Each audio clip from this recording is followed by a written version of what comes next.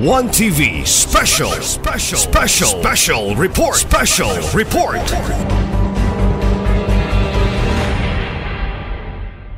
There being 8 members present of the different committees, the chair declares a quorum.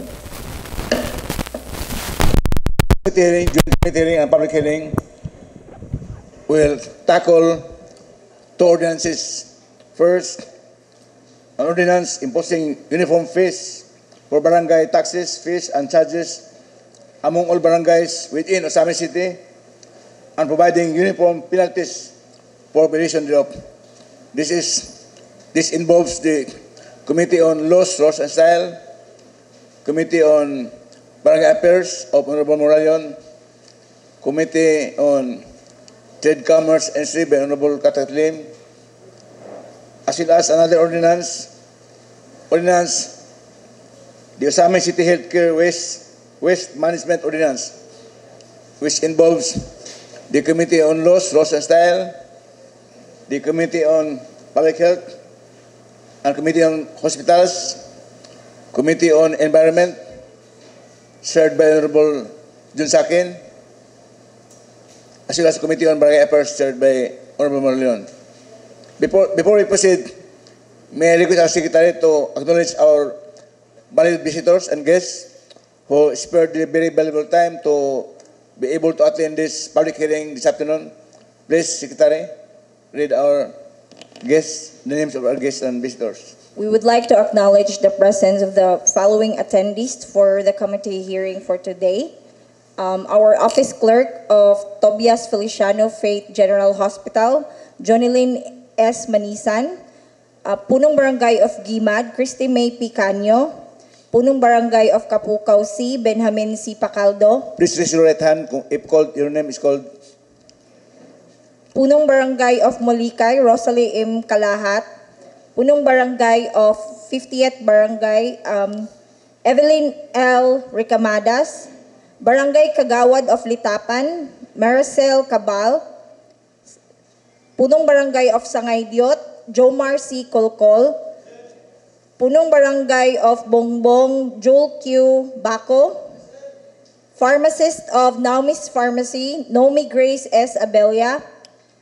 Punong Barangay of Manaka, Emma B. Aranes.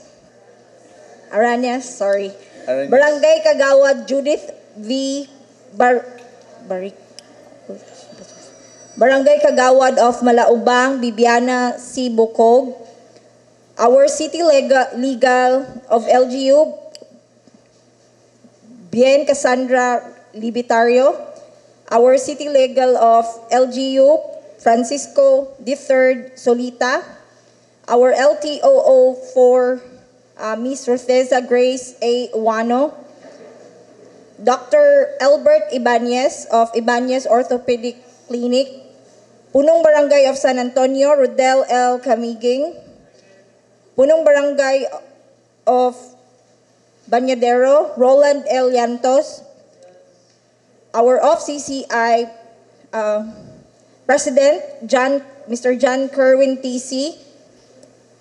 CITOSF, Roland Casologo. Barangay Kagawad of Dimaluna, Ramel D. Baroga. Punong Barangay of Labo, Elvira R. Maligon. Punong Barangay of Labinay, Eddie R. Lumakad. Barangay Captain of Barangay Sinuza, Jojo C. Banyo. Barangay Kagawad of Tabid, Noel P. Malaubang. Barangay Tinago, Dr. Gerald Kalahat of Denture Dental Clinic. Representative of the Generic Pharmacy, Mona Lisa Dimitria.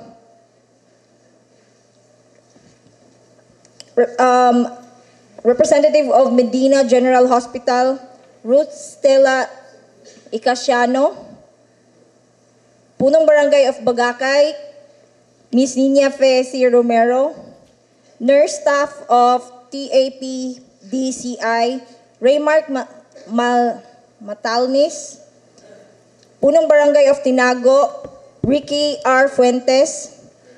Barangay Kagawad of Santa Cruz, Jonaline F. Igbos. Punong Barangay of Trigos, Roger C. Abes. Barangay Kagawad of Gotocan Butte, Joviniano M. Layson. Barangay Treasurer of Barangay Litapan, Caroline Ates. Barangay Kagawad of Cogon, Roel Rodriguez. From Permit Division LO4, Rolando Acaak.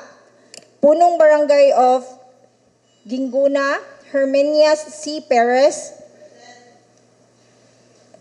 Representative of Mercury Drug, Buhian Yolanda. Engineer John Baya. Miss Ruth May Carion, diplotomist of ASKL APIN.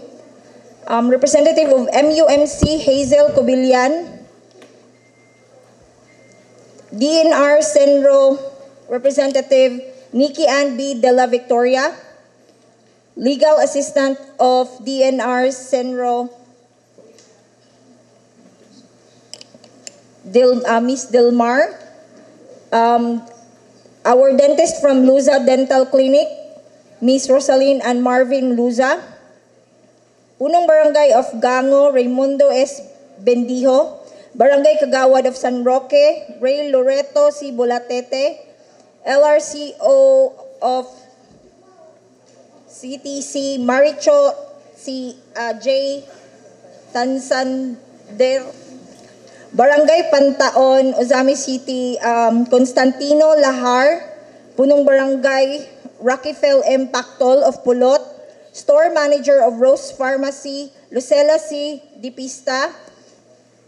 Representative of Core Care Clinic, May Joy Colanog. Punong Barangay of Doña Consuelo, Ros Miss Fiel. Punong Barangay of Balintawak, Nina P. Blasco. Barangay Chairman of Karangan, Reynan C. Dicena. Representative of Farmacia Susana, Attorney Franz Tan. Representative of Mercury Drug, Leia Kagindangan. Punong Barangay of Gala, Romel P. Adulueza. Representative of CMC Pharmacy, Neil Patrick Cartaginas. Representative of no particular name of the clinic, Dr. Annabel Genon. Representative Dr. P.S. Kalahat. Punong Barangay of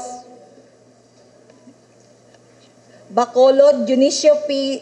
Di Fellow. Sorry. Punong Barangay of Kapukaw, Adamson A. Arobo. Punong Barangay of Maningkol, Alberto S. Gomez. Representative of Misamis University, PCO, Hansen Tumatao. Representative of Clinic, Josephine Rose P. Saligan.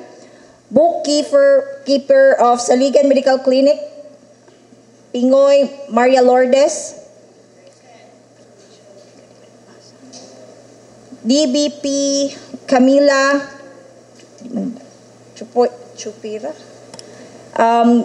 And Mr. Ocampos and Miss Barbon of Barangay Liposong and Diguan and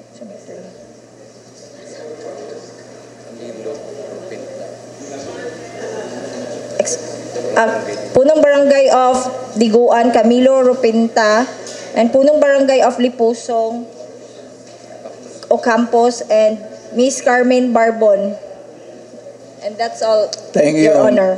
Thank you, Secretary. Did we miss anybody? Katong ni na wala matawag yung ngalan, palihog, parehistro para ma-dokumento na to for the record. No? May I also acknowledge the presence of our handsome DLG officer, Honorable Ejil Bidra, as well as Honorable Saulo Moralion, Saulo Salvador.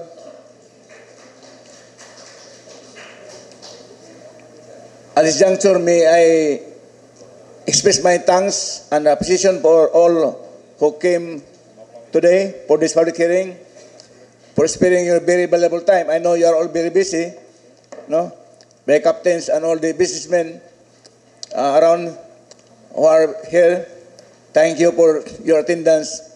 This is very important so that we can hear you, we can receive your inputs about these proposed ordinances kung unsa yung matabang para ma-improve ni sa at sa kunian, ma-diskutir kayo atong makuha ang iyong mga nauna para matabangan atong mga konsyales pagmugna upakulit og husto gyud nga ordinance nga mo'y magkasibisyon sa atong mga usamis nun sa atong syudad.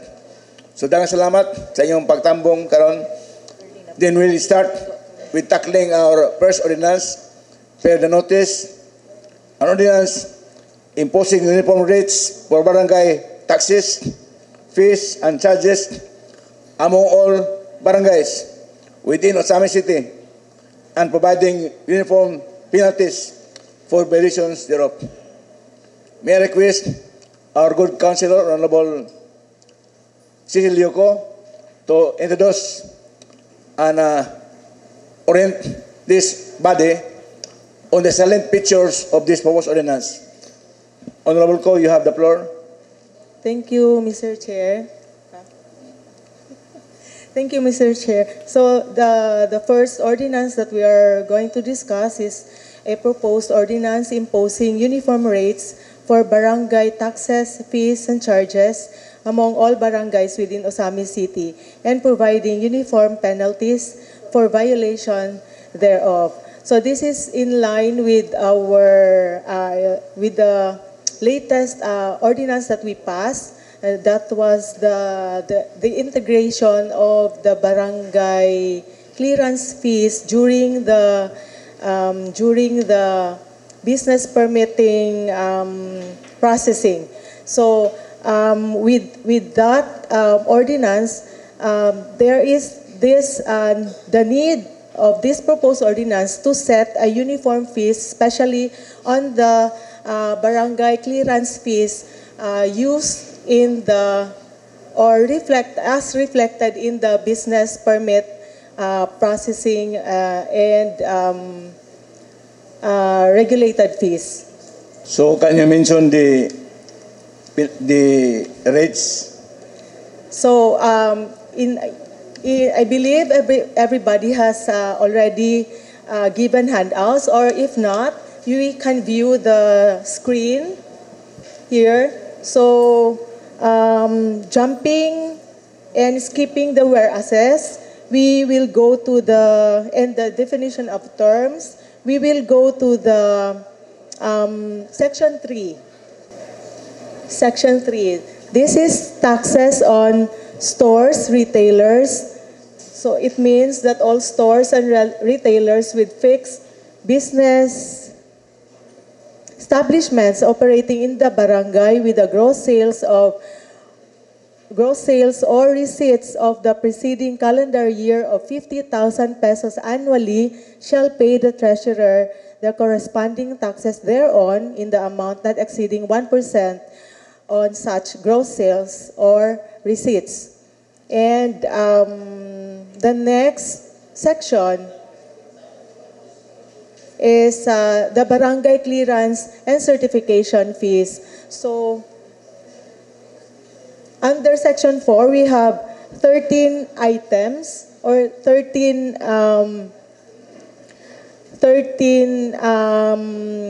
different items for charges. So we have employment charges that is set as proposed lang ni siya. 50 pesos, proper identification, 50 pesos, and so on, until business permit purposes, which is 100 pesos. So this number 12 and number 13 are needed for the in the integration of the barangay fees during the business permit licensing processing. So in order for for us, for the LGU to comply and to perform the EODB or the Anti-Red Tape Act, we are setting a specific or just a single uniform rates so that in the system, diretso na siya mo reflect and no need for the client to go back and forth to the barangay and to the LGU, making the process, the renewal and application of business permit, making it into 3 days, as according sa giset sa EODB. So before we proceed to the other sections, let us hear from our barangay, siguro all the barangays with regards to the proposed set. We'll just continue. Proposed fees. Continue lang ta sa Continue sa- later na ang And then, sige. And then we skip to section certified. Okay. So, next is the section 5, issuance of certificate of true copy, which is 20 pesos.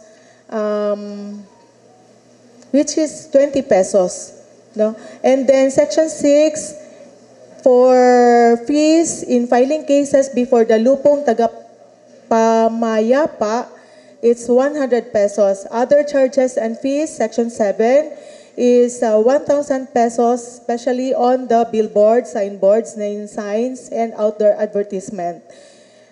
Section 8 is 50 pesos for the market vendors and peddlers. Section 9 are other service fees, which includes the fees of the basketball court usage. It's set at 500 per day or 50 pesos per hour. For multi-purpose buildings, it's 500 per day or 50 pesos an hour. Barangay tables, 50 per day per piece. And chairs, 20 per day per 10 pieces. And the collection shall be made by the, section 10, by the barangay treasurer, except for the barangay clearance fees for business and building permit purposes. That should be collected by the city treasurer upon the application of the business permit here in the city hall or sa city treasurers. So, penalties, any persons or judicial entity found violating any provision of this ordinance will have a penalty based on the following. First offense, 200. Second offense, 300. Third offense, 500. So, these are all the presented or the proposed rates for the different fees and charges that is charged or collected by the barangays. Thank you, Honorable Ko. Before we receive reactions from all stakeholders, the Chair would like to emphasize that the City Council always respects the autonomy given to the barangays to exercise their powers and functions to create their own source of revenue. Nga mga barangay, doon ay katungod, nga maghimo og mga balaod, ordinansa, aron makakuha og mga income sa ilang barangay.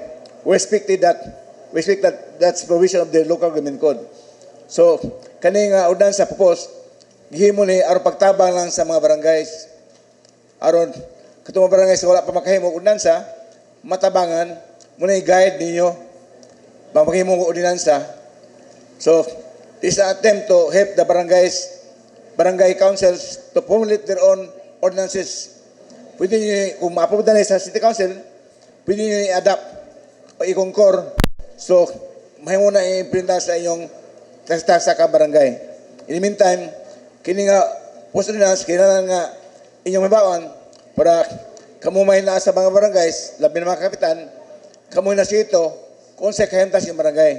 So, among kuhaon niya mga nauna, o uban sa mga stakeholders, bahin aning atong ordinansa, kung sa yung nauna nyo, labi na sa mga rates, no, sa mga fees, kung kaning rates ba, reasonable ba, no, dili ba ni excessive, fair ba, pa sa inyo na nauna, kaya dugay na mo sa barangay, kamo may kablo sa stasyon sa iyong barangay. So, with this, the chair na opens the proposals, reactions, comments, observations from any stakeholders who wish to bring forth their inputs. We start with Honorable Laminal. Sasha Laminal, please. Thank you, Mr. Chair. Good afternoon, everyone. This is in addition to what has been manifested by Honorable Ko, and this is addressed to all Punong Barangays, Mr. Chair, under Section 4, Barangay Clearance Certification. The rate of fees to be collected for the issuance of barangay clearance certification shall be as follows. Employment, 50 pesos. Proper identification, 50 pesos. Residency, 50 pesos. Certification of character, 50 pesos. Loan purposes, 50 pesos. Electrification, 50 pesos. Business permit purposes, 100. Building permit purposes, 100. And Section 9, under Section 9, other service fees, Mr. Chair, the barangay may collect service fees for the use of barangay-owned properties for maintenance, repairs, and other related expenses to it. Use of basketball courts, 500 per day or 50 per hour. Multi-purpose building, 500 per day, 50 pesos per hour. Barangay tables, 50 pesos per day, per piece. Chairs, 20 per day. Okay, so, atensyon mga kapitanes, mga kauban ako dati, para ma-uniform na to atong rate before ni i-approve, do you have any clarifications, questions, regarding sa mga rental na to para at least ma-approve na to ni, maplansado na tanan. Kaya basin na gusto ninyo nga ipataas ang inyong rental, at least ma-uniform na to tanan. So it's time now to raise your questions. Kung naamoy mga clarifications, questions regarding sa atong abang sa atong mga courts, sa atong multipurpose building. So panahon na karon para among madungog kung okay rin ba sa inyo para at least may uniform ng tanan before na ito ni ma-approve. Thank you, Mr. Chair. Mr. Chair. Thank you, Honorable Laminal. Mr. Chair. Honorable Ko, you have the floor. May I just add additional information, little information. Out of 51 barangays, only 1, 2, 3, 4, 5 have submitted their proposed rates on different charges and fees. Thank you. Yes, thank you, Honorable Ko, for that information. Sa Tanang Barangays 51, until now, 5 pa yung nakasubmit o mga ordinansa which really your fees, charges sa barangay. Munang nanikamot ang konsiyo, pagmugna aning maong post ordinance para matabangan mo nga to come up with your own ordinance para naamoy own sources of revenue sa iyong barangay. So, may now hear the inputs from the barangays, especially the punong barangays. Unsay nauna aning atong mga fees. Yes, barangay captain of barangay Villa Consuelo. Maayong hapon, Honorable Chair. Ako lang i-clarify kay sama sa Doña Consuelo na ay function hall. Wala mong siya na appeal. Pero naami barangay ordinance nga nagkuan pilay payment. So amo 6,000 amo ang gikuan sa amo ang function hall. Pila yung pay? 6,000? 6,000 pero naamo gyapon mo hangyo gyapon kato nga. Pero wala mong gud siya na appeal dira. Per day. Unsa na nga activity nga 6,000? Kuan na siya mga chairs, na tables, na aircon na siya. Package kita, package. Package na. Sa iyong barangay hall. Sa amo ang function sa beach. function hall sa beach na mo, Doña Consuelo. So unsa imong sugyot? Unsa imong nauna? I-appeal ang imong una-una nga sa ordinance? Akong sugyot, okay ra ba tong barangay ordinance lang namo nga amo ang basihan? Kay wala naman po siya na-appeal diha. Oh, kani nga ordinance murag guide ni sa mga barangays. But it will not prevent you pag enacting ordinance nga muhay mo laing fees basta as long as it's within the bounds of law. Dili ultra vires, meaning it's within the scope of the law. So, anyway, you can submit your ordinance to City Council para among musilyan. Okay, thank you. Salamat, Honorable Chair. Kung sa lain nga mga observations, remarks. Yes, the Barangay Captain of Bayangango, Honorable Bindio. You have the floor. Thank you, Mr. Chair. Good afternoon, everyone. Sa atong section 4, doon naman tayo electrification, 50 pesos. Sa amo ang proposed barangay ordinance, doon nami water installation. Kay there are times nga ang barangay constituents mangayo og clearance for water installation. Kay naaman tayo electrification, so naay water installation. Pwede ba na, Honorable Chair? Section 4. Kaya Yes. dili pwede, amo ni i-erase. O Honorable- water installation. Honorable Ko, can you respond to that? Naslay clearance for water installation. Water. How much is the clearance cap? Pila? Water installation is 50 pesos. 50 pesos po. Kanang newly built bitaw nga balay, then magpa-install og tubig. Mga ano sila clearance for the purpose of water installation. Dayon. Unsa man inyong katuyuan nga nung mag-charge mo og fee sa Clearance. installation? Ang clearance, barangay clearance. Nganong needed ba ang clearance? Mo man po yung need sa water district. Diba? Naaman yun na. Kamo. The same with the other barangay, Honorable Chair. Honorable Ko? Requirements for the installation of water. So, barangay clearance ang i-issue. So, any services, barangay clearance for any services that would be electrification, electric installation, including, unsa pa, lain. Barangay clearance for the purpose of electrification. Then another barangay clearance, ang purpose, water installation. Unang naami, napud mi. Sa, If dili na pwede ko nan dili lang pud mi magkuan, dili lang pud mi mag-charge. Kaya naaman tayo clearance sa electrification, Yes. 50. Yes. Masing pwede po na clearance para sa water Water installation. installation. Kay there Slash. are many or i-slash. Kap water. will try to consider that suggestion, no? Amo nang i-take note ay mo suggestion nga taga-ana po clearance sa water installation. Kaya Ating- naman the electrification. So we'll try to discuss that in the plenary. I think you Mr. Honorable Chair, Chair. Honorable just Ko. like to ask if kanang water installation, electrical installation, those are different clearances from building permit Yes, clearance? individual na. One clearance for electrification and other clearance service? for the water installation. Kay requirement na kung magpataod sila og tubig or kuryente.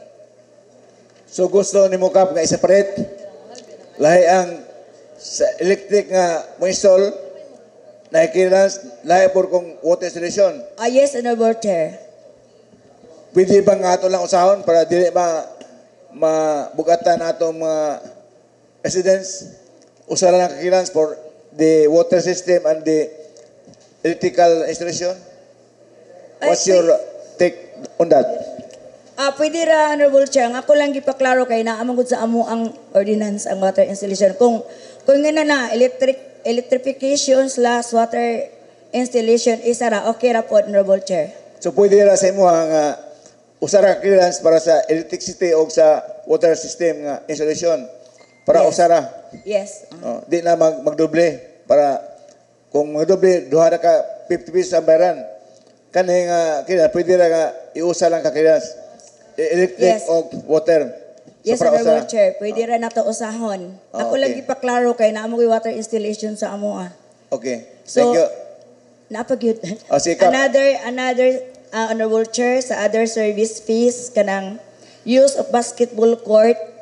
Ang sa amo ang barangay, amo ang gilain ang mga player nga for gango only, de gilain po namo ang mixed player o gilain po namo sa outsider.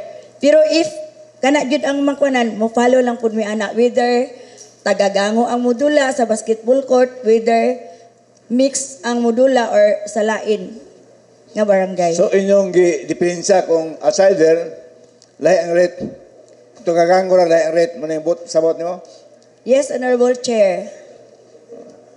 So diri sa ordinance uniform outsider o tagagango usara ang rate. Yes. No. So, unsa amo ni namo otro ni namo idiretso lang namo ingon ana. Anyway, na may vision ni nga kung unsay mga ordinance nga usupaki ani nga ordinance kani ordinance mo mobile. No?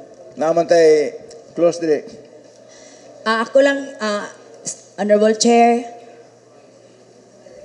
Ako lang ipakuan diri nga ang amo ang use of basketball court 100 pesos, then 25 pesos next preceding hour kung gango ra ang player. Kung mix siya, 150 per hour, first hour, then ang next preceding hour is 35 pesos, then ang 200 po sa outsider. But, kung kana gid ang uyunan namong tanan, i-prevail gid na naa siya nga ordinance. O mao na among gikuha karon anyo na una kay di final ang fees dire. Kung ano ni sugit ani sa sponsor sa among ordinance propose. So tanawon na mo yung una kung sa amount nga mas reasonable ang ngayon gyud nga i-charge sa barangay, no? But it must be uniform. Dili magdanlain. Okay, Okay. thank you, Honorable Chair. So Honorable Leon, you have the floor. Thank you, Honorable Chair. Good afternoon, everyone. Nalang ko'y gamay nga pangutana sa mga kapitan, Honorable Chair. Padol microphone sa kan para madungog. Nalang ko'y gamay nga pangutana sa mga kapitan about sa kaning use of basketball courts ang per day nila. So, mga kap, ang gabi og adlaw nga bayad, okay ra ninyo nga ingon ana maggamit naman tag suga paggabi. Isa lang. Okay, so unsa may lantaw ninyo ana? Ang gabi ug ang adlaw parihara og bayad or dili? Cons Moralion, ang amo ang barangay basketball court og day gamiton, wala dyan na siya bayad. Kung gabi rami magpabayad kay aron makuan ang kuryente. Ang kuryente sa gigamit kay daghan man kay ang gamiton good. Dayon kulang ang among budget sa kuryente. So usahay makasupplemental pa mi mo nang kung gamiton og gabi magbayad mi, pero kung adlaw libre na siya. Kung adlaw. So, ang inyong nauna na importante kayo ang inquiry ni Honorable Leon, atong ABC Barangay Affairs Chairman. Kay, kung gabi magamit, naagi kurente kay suga. No? So, magbayad yun. Matupa ni Kapila Mindio, kung adlawan, wala bayad. No? Pero gabi, magbayad. So, kaning rate rin, silbi gabi ini tungkol sa kurente. Adlawan wala may gamit sa kurente.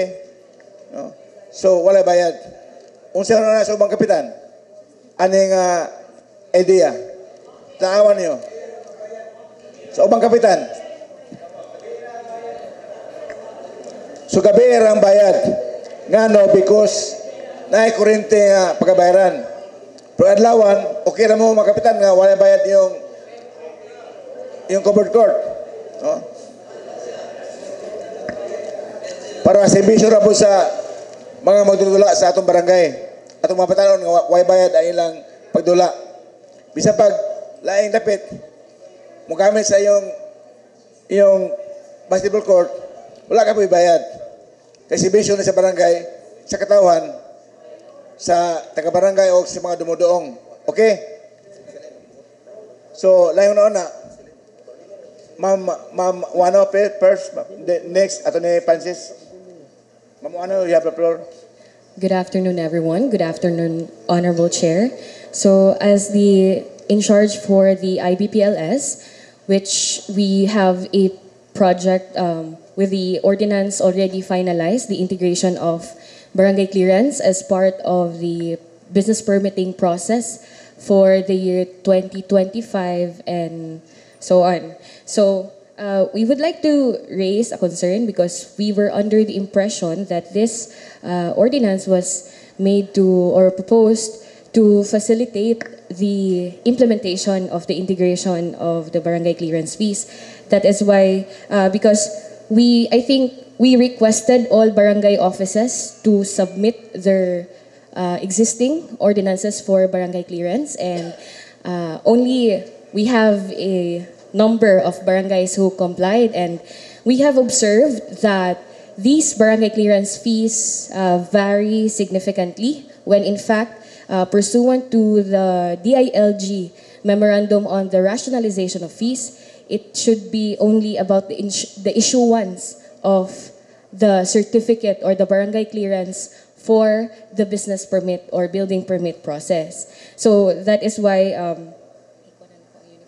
I think the council has made or proposed this ordinance in order to set guidelines for the barangays in the imposition of fees for the barangay clearances.